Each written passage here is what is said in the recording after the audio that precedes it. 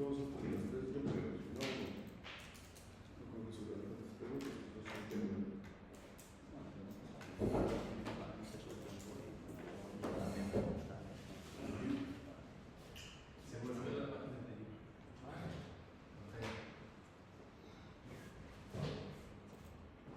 No, pero es que es un video. Hay que eliminar. Eso es, hay que eliminar las que están ahí, ¿no? Sí. O quizá ponerle pausa, ¿no? Porque ahora tiene video, ¿no? Es que No. se van proyectando, van girando y Ah, yo sí. la verdad no sé cómo hacer que dejen de girar. No, pero ya está. Ya, pero así ya quedan, ¿no? ¿Ustedes? Bueno, pues supongo que ahora se reincorporarán quienes salieron, pero bueno, gracias a todas y todos, buenas tardes. Vamos a continuar con nuestra siguiente presentación que lleva por título Robert Owen y la educación moderna. El doctor nos acompaña, que es José Ramón Álvarez Laina, que le agradezco que esté acá y además agradezco que nos haya acompañado también durante todo el congreso y que haya abierto también las diferentes discusiones, ¿no?, pertinentes para dialogar, para debatir, que eso es algo que efectivamente me parece que es muy importante establecer esos canales para el debate, para el diálogo, ¿no? Y bueno, nos acompaña también para presentar el libro Jorge Velázquez. También agradezco que está acá y que desde el inicio nos ha estado también acompañando y ahí habiendo debates. Masoquismo académico. Y que espero también que de alguna manera se haya disfrutado, bueno, para también poder debatir y abrir la discusión, ¿no? Así que bueno, sin más. Bueno, sin más, te agradezco tus palabras y agradezco la invitación de estar acá todos estos días. Y hay una cuestión que no tenemos la disciplina del seminario y de estos eventos. Es la cultura del esponja y me voy. Cada quien viene, se echa su rollo, nos ilumina y me parece una falta de una grosería. Si son seminarios, al menos se queda una jornada, ¿no? Pero bueno, son experiencias que se tienen, lo mismo con los estudiantes, no les interesa la cuestión extracurricular participar de estos seminarios. Y realmente el problema es que es un esfuerzo enorme que se hace de organización, conseguir recursos, viajar, distancias a la vuelta del problema. Estamos al otro lado del charco, en fin. Pero eso es a fin de cuentas la vida que tenemos y que al final pues, cada quien tiene sus propias actividades y esto que decíamos en un momento, el escucha, es como nos escuchamos. Y esto es un problema porque si queremos dialogar, podemos oír de lo que hemos estado haciendo, podemos escuchar, quizás buscar algunas resonancias por ahí que nos van a quedar seguramente, pero tenemos este problema, tenemos que definir justamente qué significa escuchar, ¿no? ¿Qué es lo que representa? Y sobre todo, si quieren estas discusiones, que no es un momento deseado, es un problema que va a seguir discutiéndose. No sé si hay avanzadas, el feminismo del siglo XIX, el de ahora, no lo sé, realmente parece que estamos discutiendo, dándole vueltas a un mismo problema, a la noria, que probablemente siempre pasó.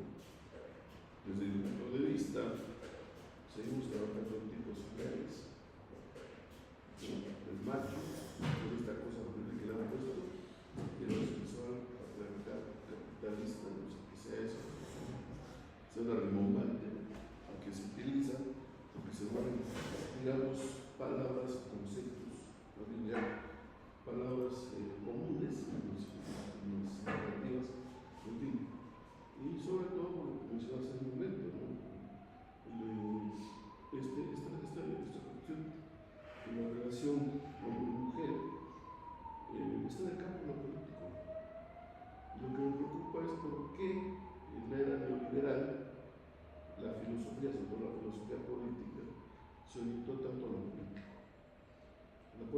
conversaciones son lógicas de conflicto y no tienen solución histórica más allá de la política.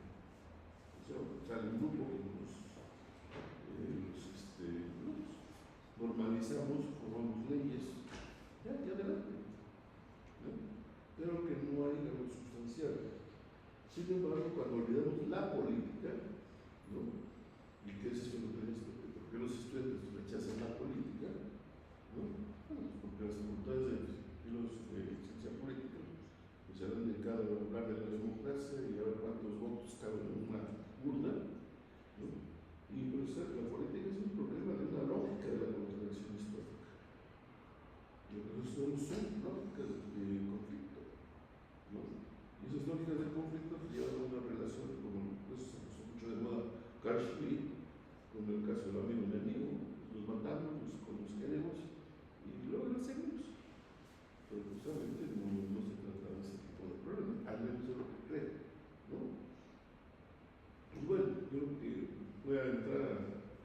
En primer lugar, tengo que agradecer aquí a un amigo, viejo amigo no por los años que nos conocemos, sino porque ya estamos entrando a una cierta edad, ¿no? A una cierta edad que ya vamos a los que sería la última etapa, ¿no? De la vida, espero, tengamos todavía muchos años. Bien, le agradezco justamente que me haya considerado y agradezco que él, la vez pasada que nos conocimos en México, que se invitó también al profesor Robert Owen, y después tuve el agrado, la noticia, sorpresa, de que me llegó un libro de Robert Owen, las obras de Owen, no sé si son como todas las obras, pero es un libro que tiene un empastado, un libro muy bello, que no quiero subrayar porque y yo pensaba hablar de algunas cosas justamente de Robert Owen, por lo siguiente, ¿no? Cuando hablamos de nuestra tradición marxista, y nos consideramos marxistas, pues tuvimos una muy mala lectura de los utópicos, ¿no? De los utópicos, todos los utópicos del siglo XIX, Fourier, Saint-Simon y Owen, pues con el libro famoso, el librito de Engels, Marx Engels, ¿no? Del socialismo utópico, el socialismo científico, pues nos quedamos con esa imagen, ¿no? Y un poco desechábamos el problema de la utopía, y las utopías justamente están ahí. Pero cuando nosotros leemos, por ejemplo, yo me he dedicado un poco al caso de Saint-Simon, me llamó mucho la atención lo de Robert Owen, con este libro de Morena, me llamó mucho la atención la importancia que tiene recuperar estos pensadores, al menos no solamente como un gusto literario, recuperar los utópicos, ¿no? Al menos en sus obras fundamentales, sino yo creo que por la formación social que tenemos, que es importantísimo. ¿Cómo es que estos pensadores se anunciaron tanto, que fueron de alguna manera visionarios? Por ejemplo, si ustedes leen a Fourier, que es el más reventado de los tres, pues se van a encontrar una sorpresa de lo que estamos discutiendo ahora. Sí, porque nosotros éramos medios puritanos, ¿no? Y Saint-Simon también era un problema de sus discípulos hicieron ¿cómo se llama? Una religión, se vino abajo. Y bueno, y la tradición que siguió realmente después de Saint-Simon fue Augusto Comte. Y ya se echó a perder la utopía, porque ya es el positivismo, y eso ya es otra cosa. Pero si vemos a Saint-Simon, es impresionante la sociedad industrial. Todo lo que, incluso la famosa frase de Lenin, ¿no? La considera llegar a manejar las cuestiones del Estado. Una frase y es lo que lleva la tecnocracia. Esa visión tuvieron lo que estamos llamando la tecnocracia, los especialistas que nos van a gobernar. En el caso de Robert Owen, pues encontraremos otro problema, y sobre todo, pues yo les recomendaría mucho leer lo que sería, lo que llamó la comunidad del New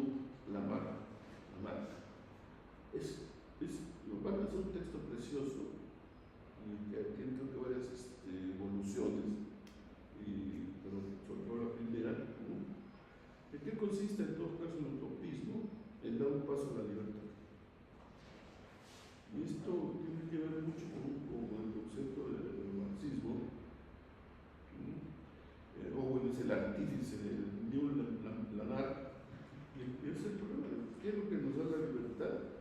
Lo que nos da la libertad, para decirlo en términos que nos dio el marxismo, la libertad es ganarle tiempo a la producción histórica y socialmente necesaria. ¿No? Y esto, cualquier otra cosa son las subjetividades de la libertad. Oye, soy libre porque puedo ir al cine, yo soy libre porque realmente tengo mi cuerpo, yo soy libre por esto. Pues todos los lavados de cerebro que nos hemos pegado, pero a fin de cuentas, ¿cuál es la base material de la libertad? La base material de la producción socialmente necesaria. ¿Qué es lo que produce? Ocio. ¿Qué es lo que nos está produciendo? Porque tenemos tanto, por ejemplo, el caso de los jóvenes ahora, esto que planteabas, pues dices, bueno, yo llevo a misa al salón de clases y cuentan muy claro que hay una apatía impresionante porque justamente pues, los medios están bombardeando. Entonces, bueno, yo ya tengo como académico. Eso fue lo que me llevó a mí a decidir cuando se un periodo sabático de mi vida, porque realmente entraba para agarrados de depresión. ¿No? Y con todo esto somos libres porque tenemos libertad de cátedra. Y dicen, no, pues, ¿qué vas a hacer? Ah, pero tengo libertad de cátedra, ¿no? O tenemos libertad de publicación, sí, pero no tengo libertad. Y no tengo la cadena distributiva. Y bueno, estas tonterías que estamos llamando la libertad, estamos hablando de la libertad sustantiva histórica. El hombre que justamente está logrando llegar a lo que sería nuestro propio concepto del socialismo, es decir, la riqueza. ¿No? Este giro que dio, por ejemplo, China al mundo, a su propio mundo, dice, bueno, es que eso está impresionante. ¿No? Todos esos edificios, ese modelo de vida que pasa que lo quieren difundir por el mundo, con esta coyuntura que estamos viviendo, pues bueno, es eso. Pero generalmente consideran este problema como me dicen, ¿no? Oye, ¿por qué ese países comunista tiene su carro último modelo? Yo quisiera tener un Ferrari. Si me lo estás poniendo en sus términos, tengo un Sur o tengo una cosa distinta. ¿No? Y bueno, eso es porque se confunde el socialismo con pobreza, bueno, así como son pobres los socialistas, cómo estaba la China, ¿no? En fin. Y la producción lo implica las formas de organización, ¿no? Que ahora lo que tenemos, las formas de organización, es triste lo que está pasando, en la medida en que la tecnología nos está absorbiendo. ¿No? Esto que estabas diciendo, que lo mismo mañana, lo han dicho, ¿qué es este problema que tenemos? ¿No? Bueno, yo como un ejemplo que me llama mucho la atención, pues se han ido a los bancos y a los supermercados. ¿Por qué hay tanto fanatismo por el telefonito? Yo me siento raro para haber escrito un profesor aquí en español, la última vez que me tengo que dirigir, y me dicen, deme su teléfono celular, tengo su teléfono celular, no su teléfono celular. ¿No? ¿Y cómo? Pero mira, no lo convido, obvio, ¿no? Es que cosa de ayudarse para algo así. Pero bueno, ¿por qué? Porque nos están quitando todos los encuentros. ¿No? ¿Quieres una pizza? Pues pídela por teléfono. Lo están diciendo que hay que preservar los pueblos originarios, las tradiciones. Y otra vez me encontré aquí en España una señora que preguntaba cómo se hace un lentejas. Bueno, ya está grave. ¿No? Porque están acostumbrados a un tipo de vida. Pero cuando se viene la crisis, ¿cómo se hace? ¿No? ¿Quién sabe tejer? Porque es ¿cómo se llama? Amador. ¿Quién sabe tejer? Nosotros hemos utilizado las herramientas, el martillo, el cerrote, para hacer una mesa. ¿No? Pues las facilidades, porque después ya se quedan, son muy chafas. ¿No? En fin, en lo que se ha encontrado más formas de organización, ¿no? Y recordemos algo que es muy importante desde mi punto de vista, son autores muy feministas. O sea, como que no hacen al menos estamos de acuerdo, no sé, tu opinión sobre esta obra, ¿no? ¿Por qué? Pues bueno, simple y sencillamente es la organización del mundo industrial. Cambió la sociedad, como estamos cambiando ahora. ¿No? Como uno dice, pues yo me voy dentro de 2 años, ahí se hacen bolas, se acabó un desmadre. Si hay guerra o no hay guerra, ¿no?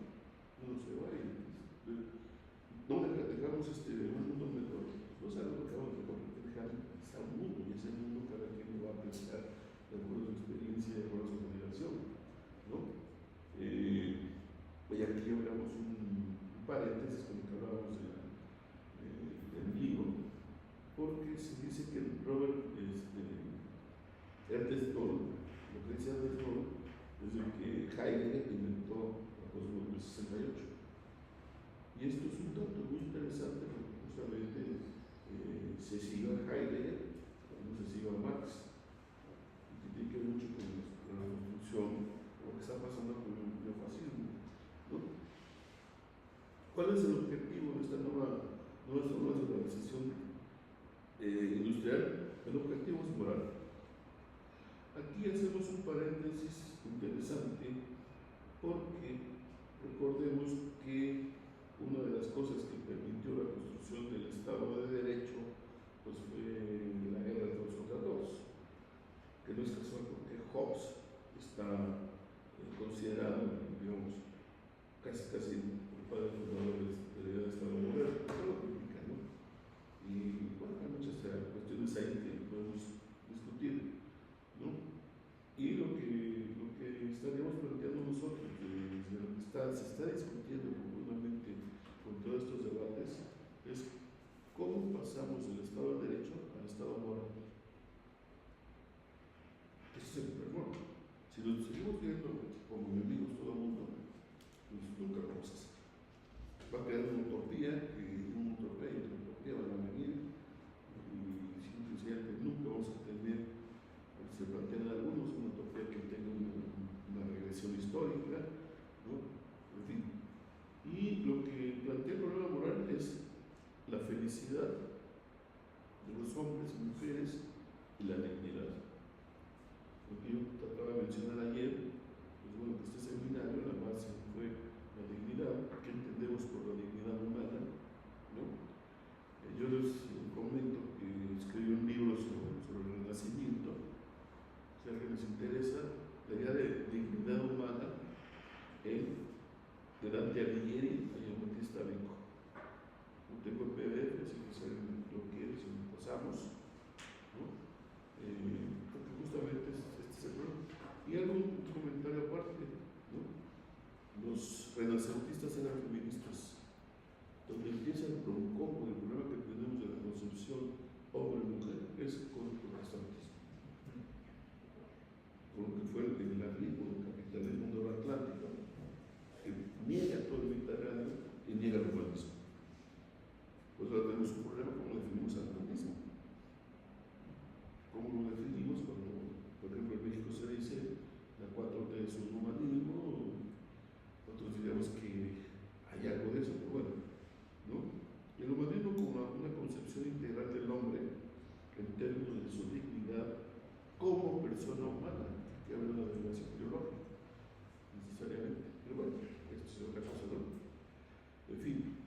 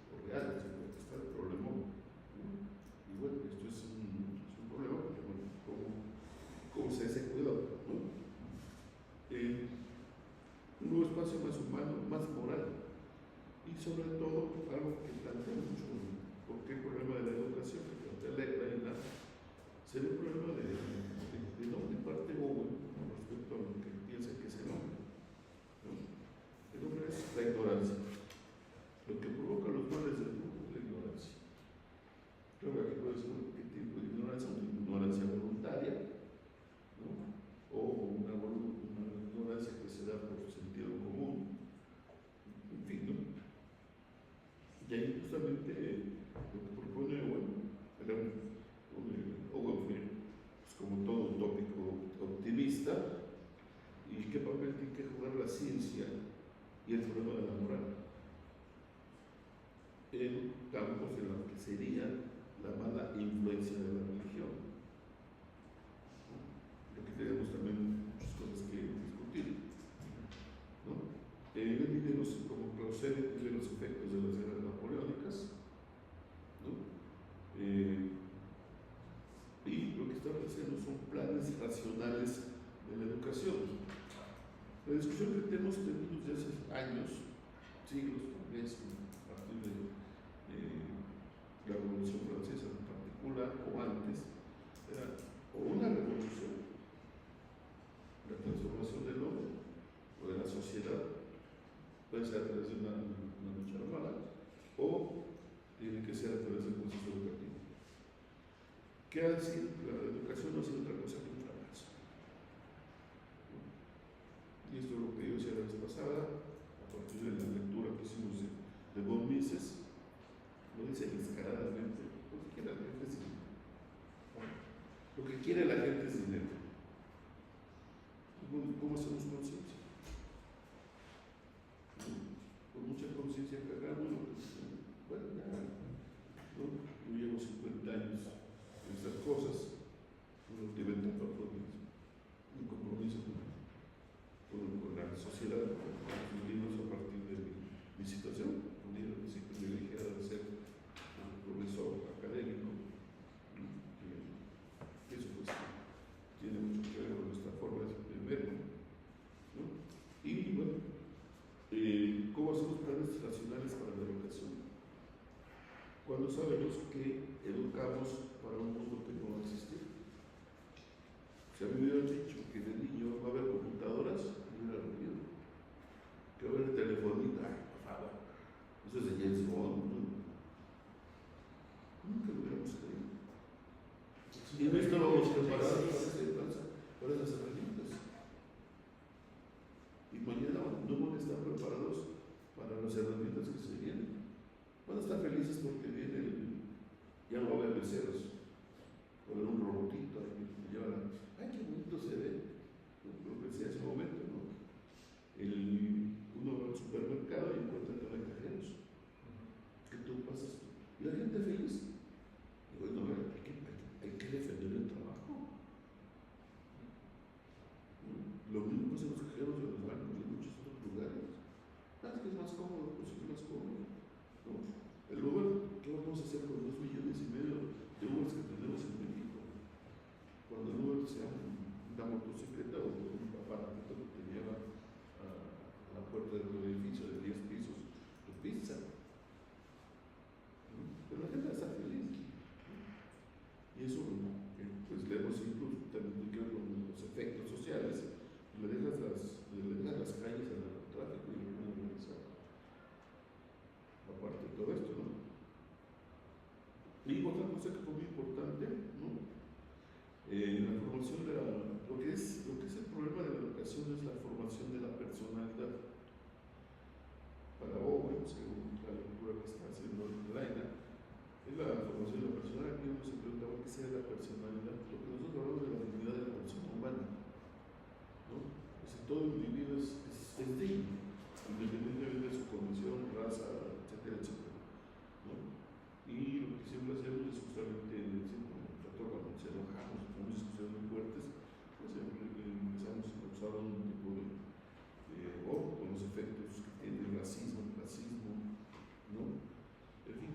Y también cómo evitamos la explotación infantil, porque recuerden que en Inglaterra de Owen pues, existía la explotación infantil.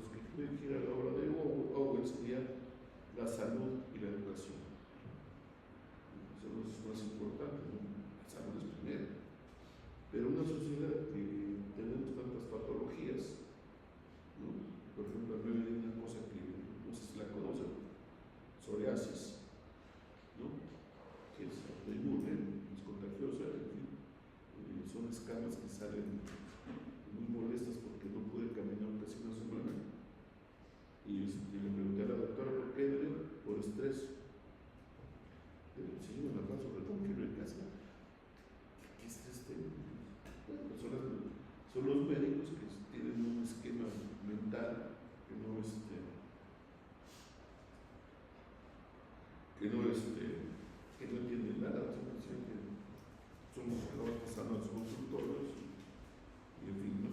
O también porque me dio el modernismo, ¿no? Es genético, claro, ya si es genético, ya no tiene problema, pero no hay una explicación de por qué fue una causa. La causa que es el estrés y el efecto. No es casualmente no el estrés, pero me pregunto cómo fue el nombre de las cavernas. Y el estrés estuvo sometido. Digo, por nosotros nos puede angustiar que se fue la luz una tarde y hacer un pachanga, ¿no? Pero si hubiera ido un mes, ¿qué es otra cosa? ¿No? Si hubiera ido, no sé, un año, ¿no? A ver si. Y bueno, esto es un problema. Bueno, vamos a esto. Entonces, la salud y la educación es lo más importante. Y todo esto se fue tanto en el Estado, pero las cosas que fue tomando el Estado como parte del problema del Estado. Por ejemplo, ¿por qué somos filósofos? ¿No? ¿O por qué estamos en la filosofía dando clases en la universidad pública? Porque el Estado tomó el problema que tenemos que formar filósofos en la sociedad. ¿Pero quién te paga? El Estado. ¿No? Y bueno, con esto, pues tienes que agradecer, ¿no? Es que tú estás en contra del Estado, soy en contra de la forma de dominación que generó el Estado capitalista. Y esas son las formas de pues tenemos que volver a plantearnos la cuestión del Estado. Lo urgente es plantearnos la cuestión del Estado, en fin. Y termino. ¿De qué se trata la educación?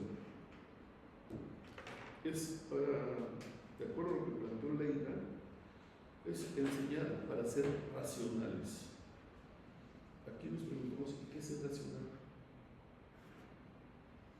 Si estamos en sociedades de conflicto, ¿no? Y estamos en sociedades de competencia, ¿no?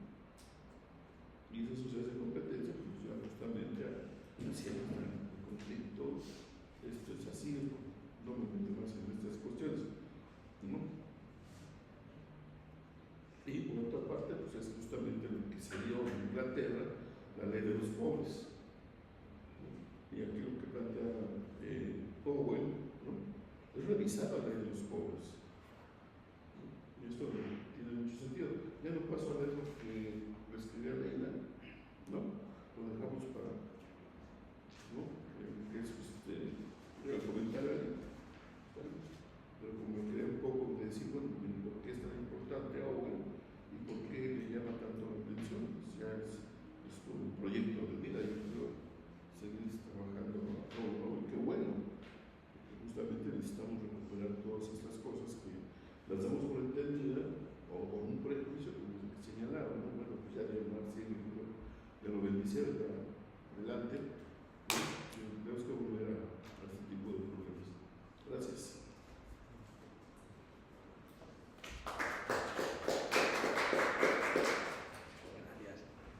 Bueno, muchas gracias, profesor Velázquez Delgado.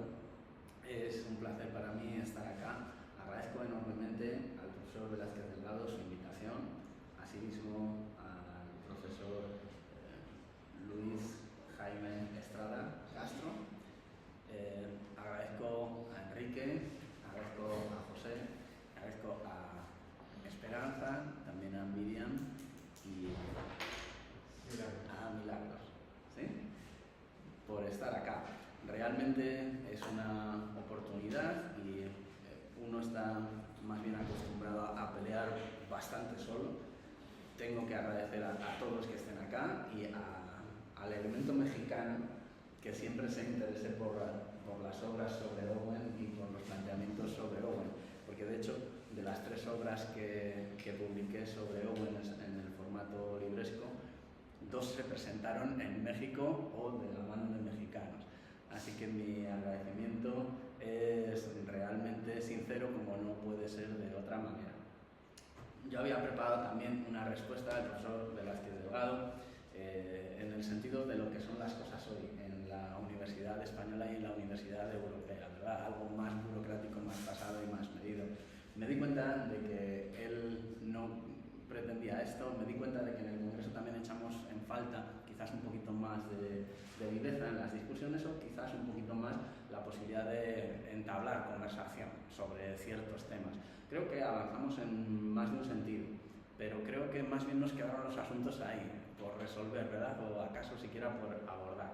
Entonces, a la vista de todo esto, yo lo que voy a hacer va a ser precisamente entrar en diálogo con el profesor Velázquez Delgado y con cualquiera de vosotros o de vosotras después. El libro lo podéis ver acá, detrás de nosotros, lo podéis ver en Amazon también, y el profesor Velázquez Delgado quizás en el futuro pueda preparar una edición mexicana. Todas mis obras están gratis para cualquier mexicano que lo quiera, o pasando por las editoriales mexicanas que los publiquen. El profesor Velázquez Delgado tiene material para una edición mexicana de esta obra que se podría recomponer, que se podría organizar mejor quizás, y a cualquiera de los presentes que muestren interés por Owen yo le haría llegar material sin ningún problema. Entonces voy a entrar directamente ya en diálogo con los puntos que tocó el profesor Velázquez Delgado, que según anoté yo acá sean fundamentalmente 8 puntos. En el primero él habló de la relación de Owen con Marx, en el segundo de cómo ir del Estado de Derecho al Estado moral, en el tercero habló de los ecos renacentistas y de los ecos de la modernidad preindustrial en los socialistas utópicos, así en Owen, así en el pensamiento utópico y en la razón utópica en general. En un cuarto momento él apuntó hacia la idea de hombre que pudiera tener Owen para partir de esa idea en la educación. En quinto lugar habló de cómo hacer si no sabemos a qué mundo vamos a dirigir a nuestros estudiantes, cómo hacer con el dispositivo de la educación moderna, qué se puede aprender de Owen o de Robert de Owen, su hijo y mano derecha, alrededor de este asunto.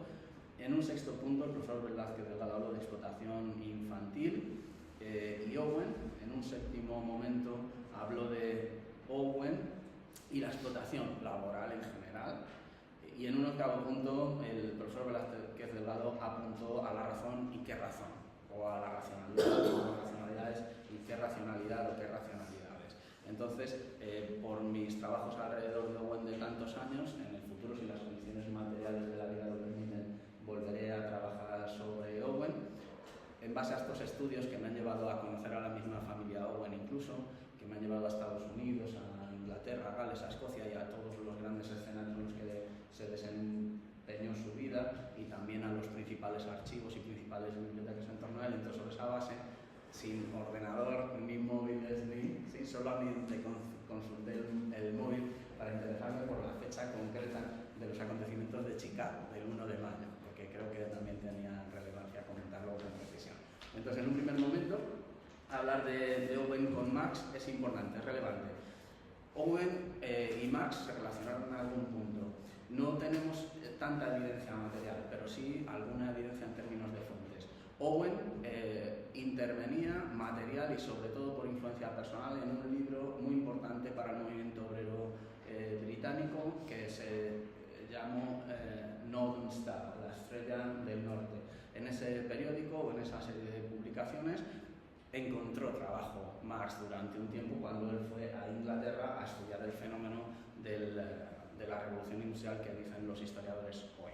La importancia de los utópicos en este debate con Marx es fundamental. El profesor Velázquez Delgado traía la obra del socialismo utópico al socialismo científico. Precisamente ahí Engels no cita a Manar, pero cita a Marx y dice: la importancia de mi amigo Marx es capital, porque como Darwin describió las leyes de desenvolvimiento del mundo natural, mi amigo Marx ha descubierto las leyes en base a las cuales se desenvuelve la historia humana, la lucha de clases, entre otras cuestiones.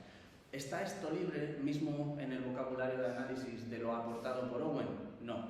Owen definió, sin tanta precisión, por ejemplo, los cuatro puntos en los que se apoya la producción, los 4 elementos del capital o de la construcción capitalista, de tierra, trabajo, conocimiento, así.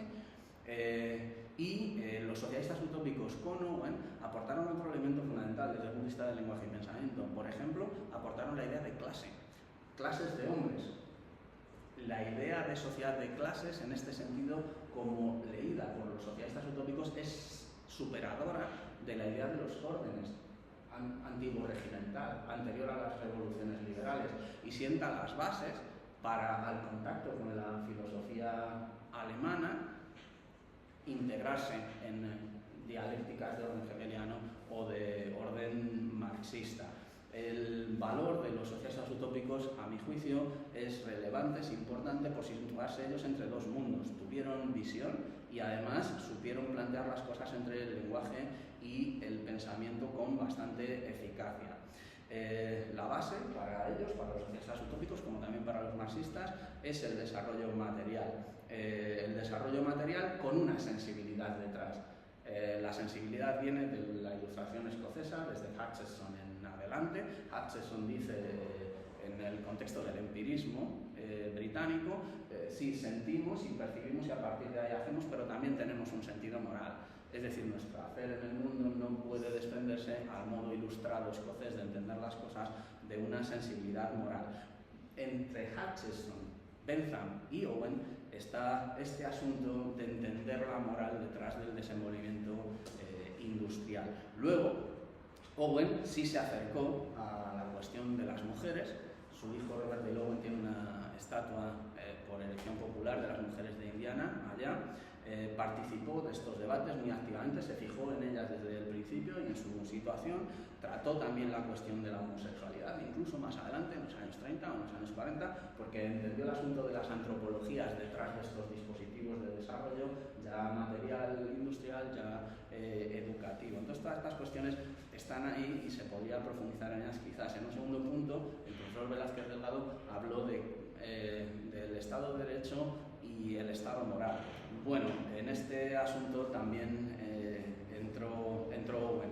Es clave en la mentalidad británica entender que los experimentos primero se hacen en pequeño y después en grande. Entonces las experiencias de Owen fueron pequeñas experiencias que luego pasaron a mayores. A partir de los años 30. Es lo que el profesor Clays de la Universidad de Londres denomina la etapa del desarrollo del socialismo. Entonces a partir de ahí las ideas owenianas sirven para desarrollar el Estado y para colonizar las tierras de Inglaterra y del Reino Unido, parte del imperio y de otras partes del mundo, ayudando a estabilizar la revolución industrial. Esto no es cualquier cosa porque los británicos en el tiempo del reinado de Victoria fueron los únicos que incorporaron la revolución industrial sin terminar en una guerra civil. Los propios estadounidenses terminaron desequilibrados por este asunto. Entonces, una cuestión importante. Y Owen, en este sentido, siempre consideró que a ese desarrollo le faltaba la cuestión moral y dedicó los años 30, los años 40 en muy buena medida a forjar una de sus grandes obras que fue Un nuevo mundo moral. Es decir, en el contexto mismo del desarrollo de estas ideas en un sentido material, él vio esta cuestión. Mientras la Ilustración y el idealismo en el orden germánico prestaban mucha atención sobre todo al derecho, como apuntaba el profesor Velázquez Delgado, Owen apuntaba también a la cuestión de la sensibilidad moral, como hemos visto trabada esta en la Ilustración escocesa. En cuanto a los ecos renacentistas, el tercer punto que traía el profesor, desde luego, se ve la utopía, se ve la razón utópica y se ve el potencial. ¿Y qué distingue en este sentido a Owen? En parte, el contexto de revolución industrial con la nueva potencia, en parte el contexto protestante y el asunto de la mujer. Esto está en los textos de Owen, pero cuando uno visita Escocia, visita Edimburgo, ve en el Museo Nacional precisamente a mujeres leyendo, a mujeres estudiando en las obras pictóricas de los tiempos. Entonces se entiende que la labor del protestantismo en el sentido de responsabilizar a cada cristiano de su salvación también llevó a que las mujeres estudiasen. Ese primer punto está ahí. El segundo punto es el de la revolución industrial. El desarrollo material libera a la mujer. El tercer punto, a mi juicio, sería el de la comercialización de la píldora anticonceptiva a partir del año 1968. Sobre esos puntos materiales había venido el desarrollo de la mujer. Owen participó de todas estas cuestiones, especialmente su hijo. En un cuarto punto, el profesor Velázquez Delgado decía: Owen, ¿qué idea del hombre tenía en educación? En el largo recorrido vemos una oposición entre ideas cristianas hegemónicas y ciertas ideas que tocan con trasfondo masónico o liberal. esto viene siendo así de los siglos XVII, sobre todo XVIII en adelante. Y Owen, a partir de un punto, a partir de 1816, de manera muy clara, ya se enfrenta a las ideas cristianas hegemónicas y plantea la perfectibilidad del ser humano en estos ecos masónicos o liberales, y cómo perfeccionar al ser humano a través de la educación, entre otras cosas, y por el impacto de la ciencia o de la ilustración. La ciencia en Inglaterra tiene detrás a Isaac Newton, y la ilustración tiene detrás a gran cantidad de autores que alimentan la aportación de Owen. Como el profesor Velázquez Delgado señaló, la ignorancia para Owen era una de las grandes fuentes de los males del mundo. En la tradición británica se ensaya en pequeño y se practica en grande. New Lanark o New Harmony, esas dos grandes experiencias utópicas, industriales y también educativas, fueron un ensayo en pequeño para después intentar implantar la utopía en grande, en el Estado británico o en las islas, para empezar. El quinto punto que abordó el profesor: ¿cómo hacemos si no sabemos de qué modo vamos a encontrar el mundo después? ¿Qué enseñamos a los muchachos si después no sabemos, o a las muchachas, si no sabemos después qué es lo que se van a encontrar? Este es un apunte bastante interesante, porque en la tradición continental europea tendemos a estudiar las cosas de una manera más dogmática muchas veces. Sin embargo, la tradición de la ilustración escocesa, que traba con el empirismo, es más práctica. Y una de las fuentes clave para entender la educación de Owen es la obra de su hijo, An Outline on a System of Education in New Lanark. Y esa obra habla exactamente de cómo enseñar los principios, enseñar las bases, enseñar a pensar, para que después las personas puedan por ellas mismas desarrollar habilidades y capacidades racionales. Ese habría sido el planteamiento en torno a esta cuestión de manera general. Precisamente el hijo mayor de Owen tomó estas ideas, las desarrolló hasta fechas tan tardías como 1870. Fue una persona importante en Estados Unidos, llegó al cargo de senador en los Estados Unidos de América y pudo sacar adelante muchas de estas ideas sobre mujeres y sobre educación, las dos cosas. En un sexto punto, el profesor apuntaba a la explotación infantil y Owen y algunos industriales más en Inglaterra y en Escocia especialmente articularon el sistema para incluir a huérfanos, a niños abandonados y a niños pobres en el modelo industrial de ellos y en las escuelas, pensando en la salud y en la educación. Estas arquitecturas no están hechas con el sistema métrico decimal, que no existía, y tienen unas dimensiones muy notables. Merece la pena visitar sobre todo el asentamiento de New Lanark para comprobar esto. La inversión que se hizo allá para alimentar, alojar y educar a los trabajadores y a los niños llama la atención por sus dimensiones todavía el día de hoy. En cuanto a la explotación laboral, séptimo punto que trajo el profesor Velázquez Delgado, Owen dijo 8 horas y 8 horas, que es lo que tenemos hoy. 8 horas trabajo, 8 horas dormir, 8 horas descanso, que es lo que deberíamos tener hoy. ¿Dónde arranca todo esto en los Estados Unidos de América y en el mundo? No muy lejos del estado de Indiana, en el que se asentó la familia Owen, en el estado contiguo de Illinois, en la ciudad de Chicago, que es donde arrancan los acontecimientos del 1 de mayo, que todavía se celebran en 1886. Owen fue un perdedor de una manera, como los otros socialistas utópicos, de otra manera no fue un perdedor. Y en cuanto a la idea de razón, él es crítico con lo que él mismo ha incorporado. Él tiene siempre este punto de ir comprobando y de ir viendo. Entonces, si bien se relaciona con una forma de razón en mayúsculas propia de las ilustraciones europeas del siglo XVIII, reacciona contra esto a partir de 1816. Se entiende que esa razón está tocada por malos sentimientos, vamos a decir, de avaricia, de odio, etc. Y a partir de ahí va apuntando hacia la idea de una redención de la razón. Este esquema, la aplicación del mundo moderno a la vida, es lo que critica Mary Shelley en Frankenstein, exactamente el mismo año, probablemente una de las críticas más potentes del periodo ilustrado y de la modernidad industrial en su conjunto. Con todos estos autores se relacionó de una manera o de otra, también personalmente en muchos casos.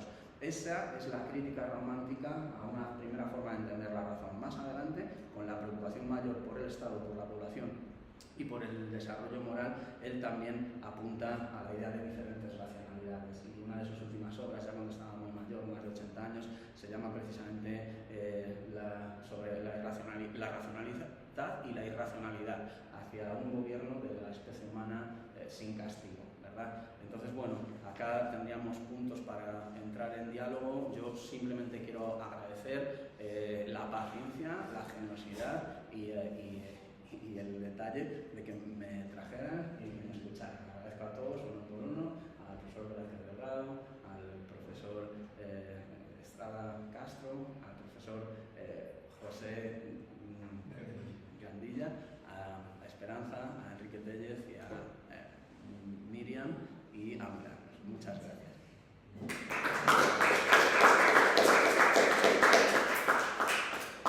¿Algún comentario? Una pregunta con relación a México. Por ahí escuché, no sé si esté equivocado, respecto a Owen, la idea de fundar una comunidad utópica, ¿no? En la costa, ¿no? Hacia la zona de Mazatlán, por ahí. ¿Puede reconstruir algo esa faceta? Bueno, si en el futuro puedo seguir estudiando a Robert Owen, y si en el futuro podemos seguir desarrollando esta relación más o menos académica y personal entre nosotros, pues creo que voy a llevar la tesis doctoral en formato papel y en formato digital al profesor Velázquez Delgado, por si él quiere profundizar en la parte mexicana. Yo la estudié superficialmente, sobre todo hacia Texas y en el tiempo de Santa Ana específicamente. Esas cuestiones se hablaron. Owen visitó México, Owen contactó con el cuerpo diplomático mexicano, que conocía bien en Londres, y procuró aportar o intentó vender su idea en México. También en Texas, territorio entonces en litigio todavía entre la república que salía de la antigua Nueva España, recién nacida después del periodo monárquico de Agustín I, y que iba a estar en disputa también con los Estados Unidos de América y con el Imperio Británico, que intervenía allí, entre otras cosas, a través de hombres como Owen, que cumplía asimismo una función diplomática, no solamente de desarrollo, pero sí también de desarrollo. Uno de los papeles que juega en América es el de negociar con los republicanos, que se separan del viejo mundo, el desarrollo material que puede traer la industria. Llevan a Owen porque es capaz de hablar con los republicanos desde el viejo mundo, es capaz de entenderlos con su bagaje. Pero está ahí esa cuestión. Y los gobiernos negocian este tipo de cuestiones. Como los zares, por ejemplo, se habían interesado por colonias owenitas visitando New Lanark, que era un experimento social vigilado también por la corona, los mexicanos se interesan de la misma manera por este tipo de cuestión.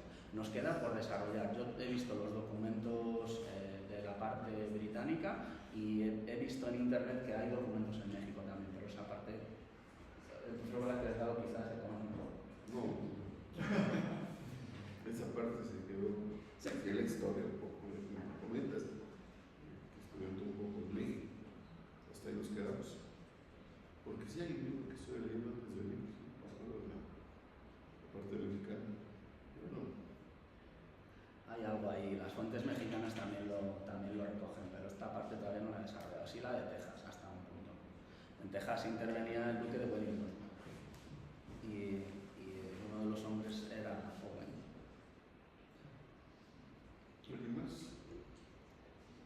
¿Cuál es la relación entre Owen y Flora Tristán?